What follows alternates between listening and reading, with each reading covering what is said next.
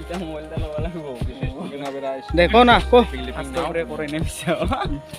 দেহে দোস্ত এ দোস্ত আমি আজি চান্দুবি বিলত আছো ইয়াতো বহুতো 2 কিলো 3 কিলো হ'ব দুৰ্গা নিমাছ পোৱা যায় আৰু লগতে হপ্তাহ জালি কুচিয়াৰ চিলিকো পোৱা যায় আৰু এনেকৈ নৰা